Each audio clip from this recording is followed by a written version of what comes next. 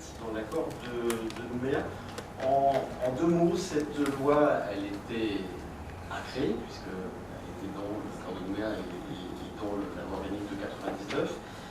Cette loi, elle impose la priorité systématique et obligatoire à l'embauche locale. Est-ce qu'on peut revenir un peu sur l'histoire de cette mise en place?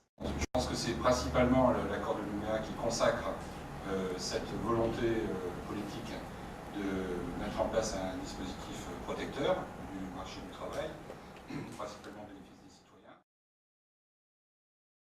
Aujourd'hui, on a une définition assez précise du citoyen, puisque c'est donné par l'article 4, je crois, de la loi organique. Et donc on sait que le citoyen calédonien, c'est celui, pour faire court et simple, qui participe aux élections provinciales. Le but de cette loi, en revanche, c'est de vraiment aller plus loin dans la formation de nos jeunes, de nos enfants, en fait, hein, de tous ces citoyens, jeunes citoyens calédoniens en devenir, et de leur apporter la compétence pour que ce soit eux qui soient aux manettes demain de notre pays. Écriture de l'offre, écriture de la demande, et puis ensuite tri en fonction, premier critère, de la qualification de la compétence, et ensuite deuxième critère du citoyen, c'est quand même pas compliqué. Sur la taille des entreprises, la mise en place de la loi sur l'emploi local va en effet créer des difficultés. Dans les structures qui comptent déjà un DRH, la possibilité de pouvoir réagir à la loi sur l'emploi local et d'en respecter tous les contours va être assez facilitée.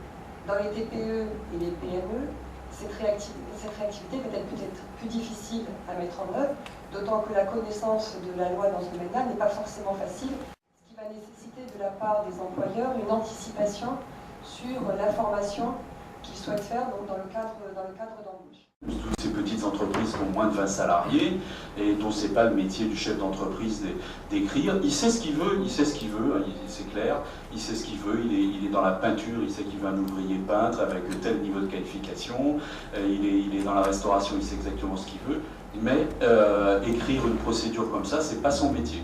Vraiment être très clair, c'est pas très simple pour toutes les entreprises.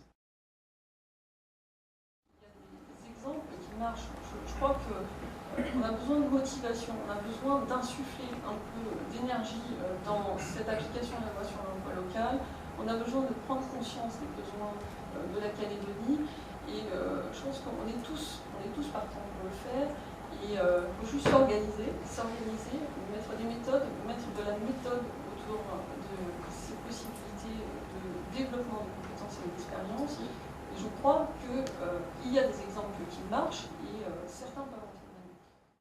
Dans un premier temps, notre recherche de candidats se situe au niveau de la zone VKP, c'est-à-dire Vaupont-Nord.